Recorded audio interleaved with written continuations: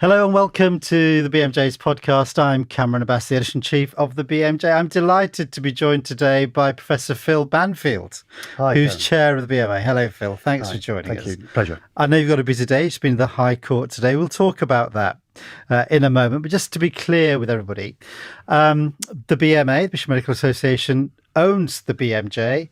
But the BMJ, of course, is editorially independent, and we've always had the support of the BMA.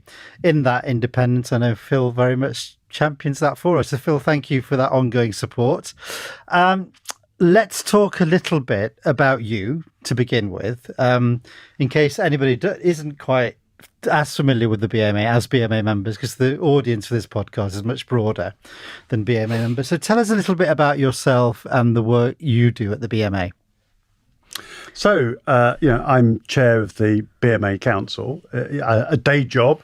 I deliver babies for a living. So I'm an obstetrician in North Wales and have been there for 30 years. What persuaded you to go for the job as the UK chair? Well, I mean, there's the obvious and trite answer of if you don't have a go, you never know whether you're going to succeed or not. But I knew that because of being chair in Wales, I'd got a lot of experience dealing directly with politicians, dealing across different branches of practice, and also bringing a culture of inclusion and diversity to Wales that I felt was kind of missing, if you like, on the English scene. And therefore, it seemed logical at the point at which people were telling me the BMA doesn't really represent us. It's not doing what we think it should be doing. We want the BMA to be more of a trade union. I thought, well, there's an angle then to sell myself as, which is to listen to the grassroots members and say, let's make the BMA into something that people want to belong to. But did you think the BMA needed to be more of a trade union? Was that something you already thought? That's something that's been a regular occurrence across my career. It seems to me as if we've spent our careers learning to reach the top of our game, and then really it feels in the NHS as if the NHS doesn't value that. So it doesn't want us to be the best of our game. It wants to accept mediocrity. And doctors are not mediocre, but that's the way that we're mediocrity in terms of performance. Well, performance and in expectations. People in this country, across the four nations of the UK, cannot practice medicine in the way that they expect, to the standard they expect, and that goes back many years to the chronic underfunding from the last government. What it's resulted in is people accepting that as normal, accepting it's normal to have patients in corridors, accepting that it's normal to be examining chests from chest pain patients in the middle of an ED waiting room. That is something that was going on before COVID. The waiting lists were getting worse before COVID. COVID exacerbated it. And now we're trying to dig the profession into a space that says, do you know what, we've had enough. All right, we're going to stand up for our patients. We're not going to let the NHS deteriorate any further. So you're talking about the state of the health service, the environment that you work in, that you're limited in that sense in terms of delivering the optimal care that you want to deliver. Yes, it is. But it comes back to the empowerment of doctors being able to exert their professional voice. So as I was standing to be chair of the BMA, I saw the BMA having three kind of legs to it. One was the obvious financial leg of us being a company owning the BMJ. The second one was the professional association, being an expert in numerous topics, world-renowned opinion. And the trade union bit, the grassroots were saying to us, we're falling short on that. And of course, that focused then around the campaign to restore doctors' pay to where it was before the financial crash of 2008. Okay, in terms of that, then they were your drivers for applying for the job and getting the job. How far do you think you've gone towards achieving what you set out to achieve? Well, In July 2022, wasn't it? yes. Yeah. So what I did was I took all the things that I thought people had been telling us were wrong with the BMA, wrote them on a chart, thought, what do we actually want to be in 2 or 3 years' time? Yeah. I was obviously very aware that there was a general election coming up, and therefore there were leverage points around the general election. So I started with the general election and worked backwards, wanting to improve the BMA and take all of the things that people have been saying were wrong with the BMA and trying to make progress with them. So diversity and inclusion and ethnicity bias, gender bias, all the things that had come up in reports that were wrong with the. Let's not just write another report. Let's make it change. First of all, in terms of improving the BMA's record on diversity, but also some of the issues that we know have historically been there around representation within the BMA, particularly on its committees. In your time as chair, have you improved representation from ethnic minorities and women on your committees? Yes, quite markedly so. Now that isn't to the point at which we want to stop, because there's still more progress to make. Yeah. The next round of committees will be coming up, and we are now working to make sure that representation and it goes all the way across the organisation. So you're almost 3 years into into being chair of the BMA. Where do you think the organisation now needs to go? But what we've demonstrated is we can change a lot, but we're rather hampered by the structures and the silo working, both within the kind of organisation itself and within the membership. Yeah. So our next strategy is to change structure into function and taking a function approach. What do you mean? Can you just explain what? So Yeah, what's a function? So function. So organising to win, right? As a campaigning to influence, making sure that we've got the structures in place that will enable that to happen. The BMA seems remote. And what we need is we need the people to feel that the BMA is with them all of the time. So instead of having to phone the BMA to speak to someone who's remote, you know who your BMA rep is very early on. And that allows us to intervene much earlier in the process. So this relates back to what you were saying earlier about kind of devolving the service that you have in terms of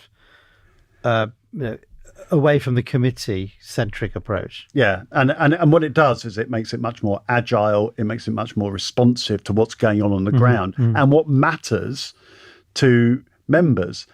Can you give me an example of how this locally focused approach can work? Do you have an example of that? Well, I mean, probably the best example has been the work that we've been doing in the Isle of Man.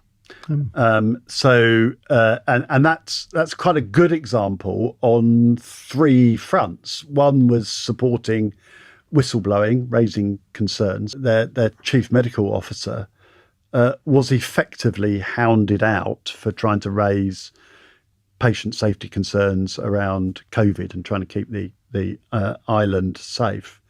And that resulted in a payout of over £3 million. Yeah, which is just unheard of.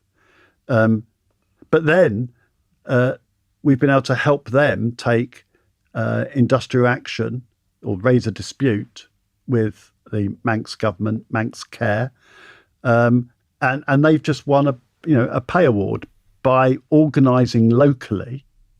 And then, of course, the professional aspect, because the Crown dependencies have also been looking at physician-assisted dying. We've been able to put our expertise, make that available to them, yes, and help them there as well. So that ability to structure ourselves functionally around the locality, because there are so many employers who are just frankly abusing doctors, and that has to stop. Okay, but just to be clear about how it worked, you had people, you empowered and supported people locally to address the challenges and the issues they were facing. I mean, you were involved. So what you're saying is there's a greater balance in terms of the balance. There's a shift in balance to people locally taking on the dispute, Yes, rather than centrally controlling everything. Yeah. So centrally we're there to provide advice. It's still always my name on the strike notices. Yeah. So Okay. so there is always You're a troublemaker in there is chief. always some central input. Yeah. And it's very much a work in progress, but that gives us focus and direction. And that's what we hope to achieve across the next 18 months to 2 years. Okay. The other, main thing that you talked about was industrial action around pay. There was a settlement. I mean, I know it was, it moved you a fair distance, but you were going to observe what happens this year and in future settlement. You saw that as a success, that first settlement that you reached with this new government? Yes, because it was a first step. All right. It was a credible offer. I mean, indeed, it wasn't that far from the numbers that we were talking with the previous government. So it seems a bit bizarre that the previous government didn't choose to settle. But for the record, can you say why it was impossible to negotiate with the previous government? Because when you did settle, I mean, I know there was criticism saying, well, of course, the BMA would settle with Labour. They didn't settle with the Conservative government. But what was it in the negotiations that you found difficult to reach agreement with the previous government? Well, I mean, they were saying one thing behind the scenes and a different thing on the table. So, there were different bits of the last government that would not get the deal across the line when it seemed pretty obvious to everyone that there was a deal to be done. Yeah. That is water under the bridge now. This present government is aware that this is unfinished business. This was a first step towards pay restoration. The consultants, as part of their settlement, had reached agreement with changes to the Doctors and Dentists Review body over its independence, its ability to look at comparable professions, its ability to look back at whether pay is appropriate for what might have been. And so, we're very much in that, well, if the DDRB does its job, we will make a further step forwards. If the DDRB does not do its job, well, we could be back into negotiations and we could be back into dispute. When are you planning to reevaluate, or it's an ongoing process? Well, yes. I mean, it obviously depends when the DDRB report comes out. Yeah. We've got a promise that it will not be delayed like the previous government has delayed it. If there are delays, then that will make us sceptical about the commitment of this government. Okay. And I can't see the resident doctors being patient enough to let that drift. No. I guess one unknown is, I mean, when you were given the pay, awarded the pay rise by the new government, if there is another dispute, I mean, it'd be interesting to see how that plays out with the public. Well, I mean, the argument that we had from the very start was that this was about the cost of expertise and the need to retain doctors in this country to treat patients. You can't have a 7.5 million waiting list backlog and not have doctors treating them, or then not make great efforts to retain doctors in this country. And of course, that the irony is that we end up then paying lots more money than you would if you gave a decent pay rise and started to restore that pay in locums or external agencies or insourcing or outsourcing of work. Yeah. And are you having ongoing conversations with the government at the moment, or are you waiting to see what the DDRB review Well, says? Unlike the previous government, we spend a lot of time talking to this to this government. So those conversations are taking place all of the time, and that's a healthy place to be. So that we get an understanding.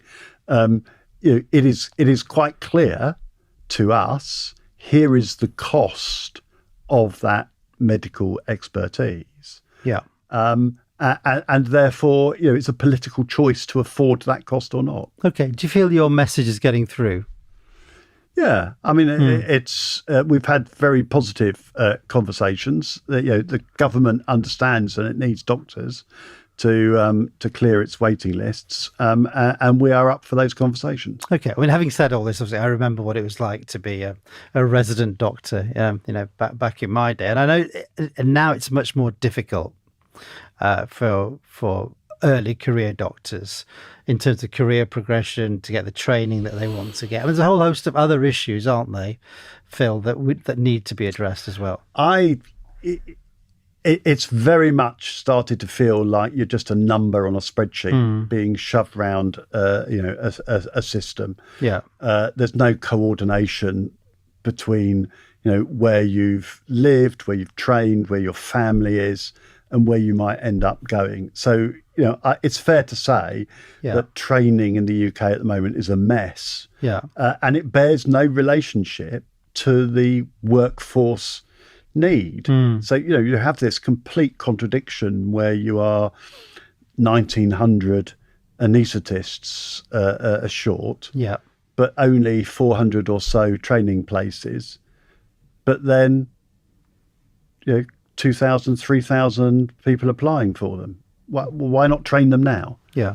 Right. Yeah. And that lack of joined up thinking from NHS England, Department of Health and Social Care, employers has been probably one of our biggest frustrations. And, it's a fragmentation of the NHS that is been incredibly destructive, not just to the NHS, but to training the next generation of doctors. Yeah. I mean, clearly to me, it's a failure of workforce planning.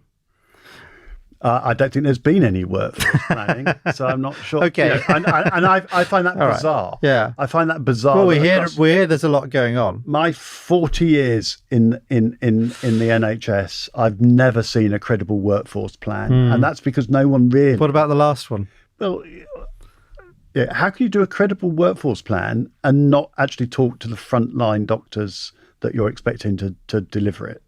I mean, that just beggars belief that the BMA was excluded from that. Sure. And it was a piece of work. It was a plan that was talked up a lot, wasn't it? Well, but I take your point about it. Please, and I know the BMJ's been doing this. What is our future NHS? What is it? What is it that we're going to provide or not provide? How is it going to be paid for or not paid for? These are discussions that politicians need to have with the public. We will provide that service. We champion the NHS. I mean, there's an irony in that, isn't there? That start of the NHS, the BMA was opposed to it, and now we're the ones saying no, this can be done. True. Okay. I mean, one aspect of this, which I think has been discussed recently, has been the issue around international medical graduates. And I know there was an announcement from the Resident Doctors Committee that UK educated graduates should get preference when it comes to specialty training. And I know you issued a clarification around that. Do you want to just explain what the BMA's position is on that particular point? Because that was a point of concern for international medical graduates who work in the NHS. Well, I mean, it's an interesting thing to reflect on how the BMA is organised, because as you know, there are the different branches of practice that will have their own committees, but the actual overarching BMA policy is decided at the annual representatives meeting. So we encourage all sorts of conversations to take place. And what I've said while I've been chair of council is I don't just want the conversations that you want us to hear and have taking place. Yeah. I want you to have the conversations that are difficult to have as well. And then we'll work through those. And that is one of those conversations that the resident doctors have had about how do we deal with the ridiculous bottlenecks in training that sees our own foundation doctors unable to progress into specialty training. And that then becomes difficult. Who should fill those places? Our health service, ever since its inception, has been dependent on international medical graduates. Right? Yeah. They have been, a huge backbone to our NHS. But have they come across here to get experience, or have they come across here for training? And what is that training that they are being offered? So sometimes what we are seeing is employers are going to other countries, inviting people to come and train, when really what they say is, can you come and do some work in the NHS and then go back to your own country? What we've been really lucky is we've seen a lot of those people then stay in this country and train and work as consultants and GPs in this country. But someone has to work out how to get that balance and where the discussion should be. And the biggest call that I've seen for people who are worried about this has come from our ethnic minority UK resident doctors. So they've grown up in the UK. Who are you UK trained? UK trained. Yeah. Who already feel as if they're having discrimination into the workplace. Sure. Which they are. All right. And they're saying, how can we work this out? So my job, our job as chief officers, has been to say, right, let's have that wider conversation now. Let us make sure that our international medical graduates really do appreciate how valued they are, and let us sit down and work out what the policy should be. That helps every single member of the BMA. Okay, so but you're not, that isn't a policy that you hold, which is that UK graduates should get preference over international medical graduates.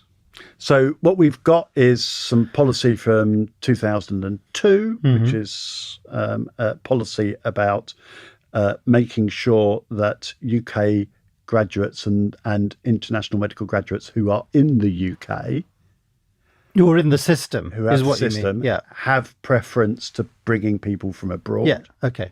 Right? So you're making a distinction between international medical graduates who are working in the system, have worked in the system, and then applying for a specialty training post, versus international medical graduates who haven't worked in the NHS. Don't encourage people from abroad until you've made sure that you've got maximum and optimal employment for the people who are already here. Yeah. But of course, the difficulty is that no one is addressing the real elephant in the room, which is every single member of the team needs training. Yeah. Right. So whether you're on a training program or not a training program, we need to up our game about making sure that everyone is trained. And, it's incredibly difficult to get equivalent training. The hoops that you have to go through if you're going through the equivalent route are really tough, and the GMC keeps bouncing things back to you. It's really demoralizing. Yeah. And that's got to be simplified. In fact, actually, the GMC is trying to simplify that process. But we need to work because there's an issue, right? And we need to work that issue through, and then come to policy for the future. Okay, I'm going to move us on from this. I think we could have a very long conversation, because I think we all have empathy for resident doctors, and in terms of their pay and their conditions and their career progression. It's a very complex issue, and within the context of suboptimal, if not absent, workforce planning, as you're describing. Can I ask you about what you've been doing today in the High Court, which is your case against the GMC in relation to physician associates? I mean, the detail of that is that you're contesting the terminology. Well, you're contesting they should be described as medical professionals. Is that correct? Yes, it is. It's it's bizarre. I think the GMC was set up to make sure that the doctor you were seeing was qualified and able to be treating you as a doctor. Now, since December, the GMC regulates non-doctors. We feel it's got a statutory duty to make the distinction clear, using the word medical professional to cover associate professionals and doctors. Is really confusing when doctors are registered medical practitioners. The actual AAPA order, so the legislation as tabled, didn't use the word medical in it at all. Yeah. So, there is overlap with the 1983 Medical Act of, this is really confusing. Here are the doctors, they are the medics, they are the medical professionals. And we are seeing in practice the confusion for patients and the public. I mean, if I have two drugs with similar names, epinephrine, ephedrine, in my anaesthetic theatre, different effects, different doses, mix them up, one can kill. 2018, there was a government warning about propranolol versus prednisolone. Sure. Right. So what you do when there's confusion because it looks similar. I take your point. It's a safety point. You separate them out. So there was very much a patient safety issue. Yeah, but you're not objecting to physician associates per se. I mean, you might object to the name, but you're not objecting to the fact that there are other professionals working in the multidisciplinary team. I would, or are you? I would take issue that whether they're a profession as such, they're an occupational group. Yeah, okay. They don't have a unique body of knowledge. Yeah. They're a subset of but they're allied medicine. health professionals. So, that assistant type role has a role in the team. There isn't a doctor on the planet that wouldn't appreciate that kind of assistance. And of course, the role is defined at graduation, but what happens beyond that is undefined, and hence the Anaesthetists United court case that is looking at scope of practice. Okay, can I ask you two quick questions, Phil? I mean, one thing that baffles me is why physician associates need to be regulated by the GMC, because we also have the Healthcare Professionals Council, which is an alternative body that might regulate physician associates. Why do you think there is that insistence? Well, that was a conscious decision of the Department of Health. Yeah, but what do you think? Care. Why do you think's behind that? I leave other people to speculate over that, but it has clearly caused confusion. Okay, Phil. Finally, what if you were to think back? Eventually, your term will be over. You're in 2 years' time, perhaps. There's a limit of 5 years, isn't there? When you look back, what would you like to think you've achieved in your time as chair of the BMA? I think that's very simple. I think I would want people to look and say, "Wow, this is such a different BMA from 5 years ago." Phil, thank you very much.